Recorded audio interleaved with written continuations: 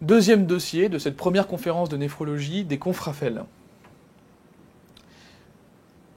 Alors vous recevez en consultation Monsieur Franck D, 72 ans. Donc c'est pareil, vous prenez une feuille de brouillon et vous notez tout, vous notez tout ce que vous pouvez retrouver dans l'énoncé. Donc 72 ans, ça va imposer chez un vieux monsieur, prostate, ça va imposer personne âgée, donc gériatrie. 72 ans, c'est un peu jeune. Et puis il y a des maladies que vous allez retrouver à cet âge-là en néphrologie qui sont extrêmement fréquentes. C'est les insuffisances rénales chroniques, vasculaires ou diabétiques. Alors il vous est envoyé par son nouveau médecin traitant. En effet, ce dernier souhaite avoir votre avis concernant une insuffisance rénale, objectivée sur un bilan biologique de contrôle. Monsieur D n'a jamais eu de suivi particulier, ça c'est des situations qu'on trouve extrêmement fréquemment même à nos jours. Et ce dernier a consulté un médecin généraliste pour une fatigue croissante.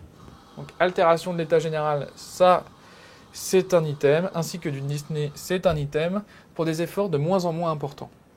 Vous notez une créatininémie élevée à 220 micromoles, donc on commence à taper dans du sérieux, il y a 2 ans. Au bilan biologique est mis en évidence donc une urée élevée, une créatinine élevée. Donc là, on a une valeur de créate qui est élevée il y a 2 ans. On peut parler d'insuffisance rénale chronique. À partir du moment où vous avez une créate pathologique qui date de plusieurs semaines avant la créate qu'on vous donne, c'est de l'insuffisance rénale chronique. On vous donne l'hémogramme, donc là, vous avez une anémie normocytaire, la plaquette et les leucocytes sont normaux. Le iono est normal, excepté la réserve alcaline qui est un peu basse, qui signe une acidose. D'accord ? Ça, ce sont des termes qu'il faudra noter. Et le calcium un peu bas, le phosphore un peu haut. Hypocalcémie, hypophosphorémie. Donc vous notez à l'examen clinique une hypertension artérielle, item à 15,8, une fréquence cardiaque à 90 par minute, une apyrexie, une saturation à 95% en air ambiant. Il pèse 55 kg pour 1m62, donc on n'est pas dans une pathologie de l'obésité. L'auscultation cardio-pulmonaire retrouve des crépitants modérés des deux bases, donc insuffisance ventriculaire gauche, une absence de poupée d'yeux bilatérale et symétrique, donc on est chez un patient qui est polyvasculaire. Un souffle auscultatoire carotidien prédominant à gauche, ça retrouve le caractère polyvasculaire avec la sténose de l'artère carotide. L'abdomen est souple, dépressible et indolore sans organomégalie. L'examen neurologique est sans particularité. Le patient vous avoue fumer un paquet de cigarettes par jour depuis l'âge de ses 24 ans, extrêmement important, parce que ça veut dire que dans votre cas clinique, il faudra mettre arrêt du tabac. Le dextro fait en consultation retrouve une glycémie à 2,2 grammes. Donc là, c'est pas précisé à jeun, mais à partir du moment où on vous donne une glycémie élevée, il faut toujours suspecter le diabète. L'échographie retrouve 2 reins de 10 et 9,2 cm. Pour information, c'est petit, puisque la taille des reins, c'est entre 11 et 13.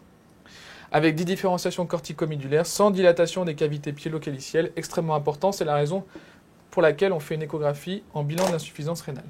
Alors, quels sont les arguments en faveur d'une insuffisance rénale chronique extrêmement important ? À l'anamnèse, la notion de l'élévation antérieure de la créatinine. C'est même ce qui va faire votre définition de l'insuffisance rénale chronique, avec une maladie évoluant depuis plus de 3 mois. Au niveau biologique, vous allez retrouver l'anémie normocytaire. Pourquoi ? Parce que le rein, de sa fonction endocrine, ça sécrète l'EPO, qui est un stimulateur des globules rouges.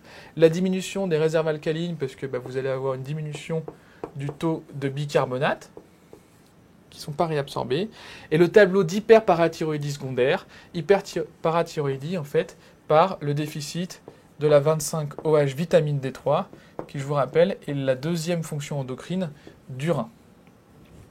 À l'imagerie, qu'est-ce qui est très en faveur d'une insuffisance rénale chronique ? Les petits reins et le caractère différencié. Comment vous complétez votre examen complémentaire ? Alors, pareil, ce genre de questions, vous allez le retrouver de manière assez fréquente.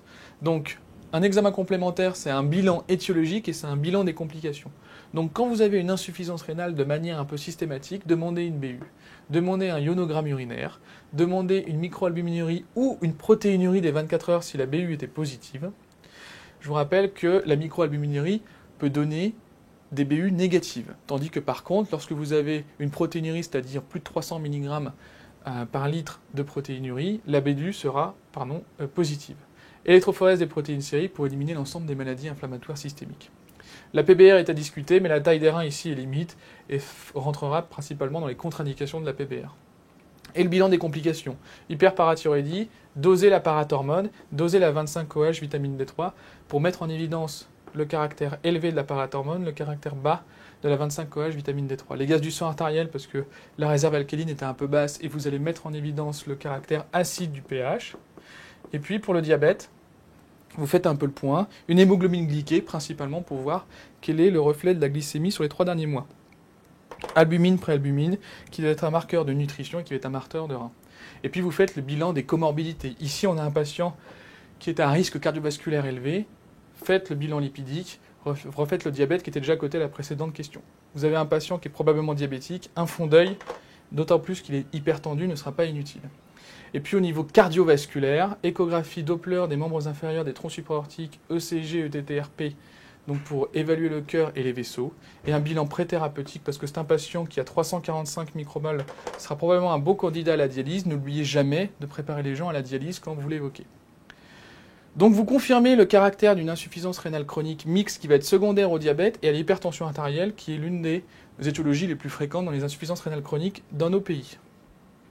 Quels sont les grands axes de la prise en charge d'une insuffisance rénale chronique? Là, c'est une question qui est extrêmement standard et vous devez connaître le plan de manière systématique. Donc, on retrouve les maladies chroniques, globales, multidisciplinaires et au long cours.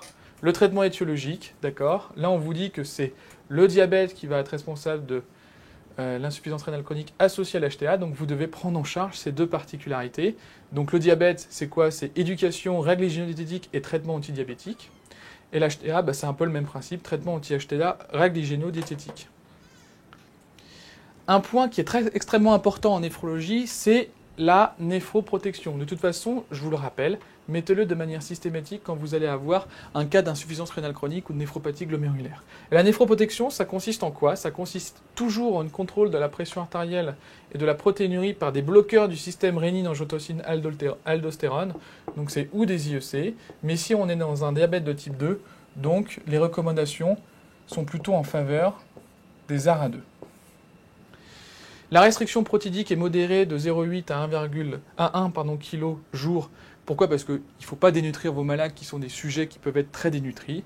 Et puis la prévention des épisodes néphrotoxiques, c'est principalement les médicaments et c'est principalement le produit de contraste iodé. Le contrôle des facteurs de risque cardiovasculaire.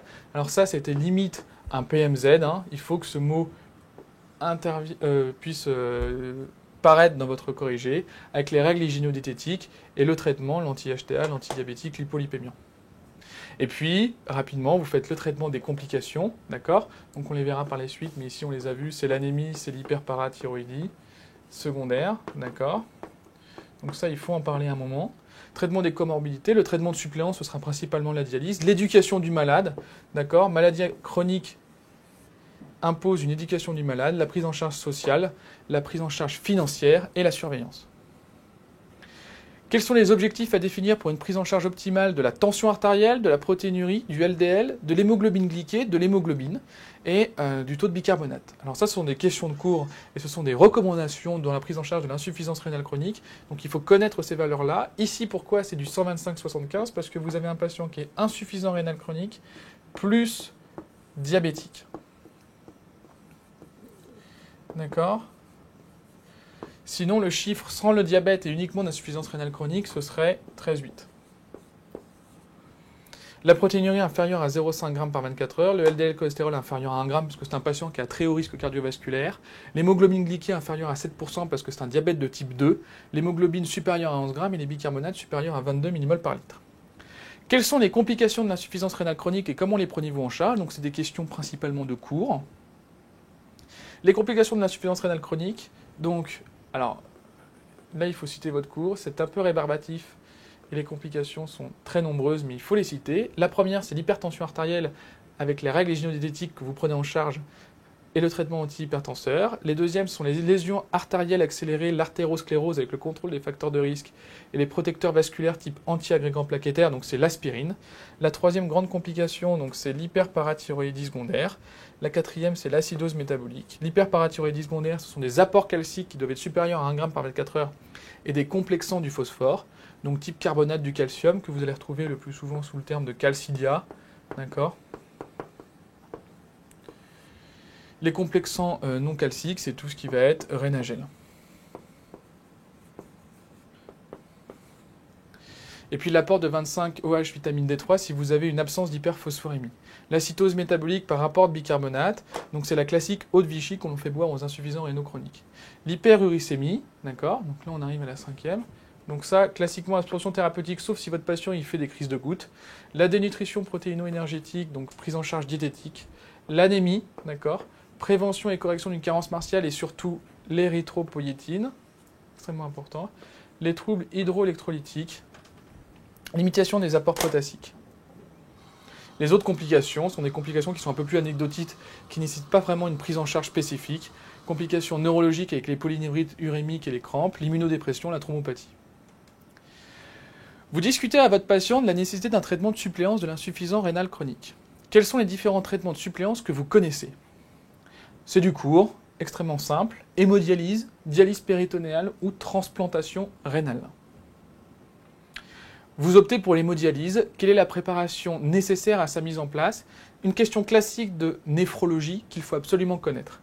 La première chose, c'est l'information du patient. Vous n'avez pas le droit de faire rentrer un patient, dans une optique de dialyse sans lui avoir informé. Informé sur quoi? Sur les modalités pratiques, sur les principes de l'hémodialyse, sur les différentes complications et sur comment vous allez réaliser l'hémodialyse. Les précautions, donc ça c'est du classique, c'est du court. Préserver le réseau veineux du membre supérieur non dominant. Donc membre supérieur non dominant, pourquoi? Pour la création éventuelle d'une fistule artério-veineuse. Ça veut dire quoi? Ça veut dire qu'il faut que le patient limite au maximum les prises de sang sur le bras non dominant. Vaccination contre l'hépatite B et inscription sur les listes de transplantation rénale si éventuellement vous envisagez de transplanter votre malade. Votre malade ici, il a 72 ans, il a l'air d'être plutôt en bon état général, il serait peut-être un bon candidat à la transplantation rénale. Donc là, en conclusion, vous avez vu que c'était un dossier qui était long d'insuffisance rénale chronique. Pourquoi? Parce que les questions sont longues. D'où, je vous le répète, la nécessité de vous faire un plan sur la prise en charge d'une insuffisance d'organes, que ce soit une insuffisance cardiaque, rénale, hépatocellulaire, ou que ce soit une démence ou une BPCO, ou une insuffisance respiratoire. C'est toujours le même principe de traitement, sauf que vous l'adaptez effectivement. Vous allez mettre néphroprotection pour les insuffisants rénaux chroniques, vous allez mettre prise en charge cardiaque pour les insuffisants cardiaques, etc. L'argument pour une insuffisance rénale chronique sont les anémies, l'hypocalcémie, l'hyperphosphorémie, les petits reins. Mais attention, ce sont des pièges classiques que l'on peut retrouver à l'internat. C'est insuffisance rénale aiguë dans le cas de choc hémorragique avec l'anémie. L'insuffisance rénale aiguë et l'hypocalcémie peut se retrouver dans le cas des pancréatites aiguës et des chocs septiques. Et l'insuffisance rénale chronique et les gros reins se retrouvent classiquement dans 5 cas. L'amylose, le diabète, la polykystose, la néphropathie de l'HIV et l'hydronéphrose. Les mots-clés, protection, et la préparation à l'hémodialyse, sérologie VHB et préserver le bras non dominant. Donc les items abordés ici, c'était l'évaluation de la créatinine, l'item 167, l'item 233, donc les complications du diabète, et l'item 252 principalement, avec l'insuffisance rénale chronique.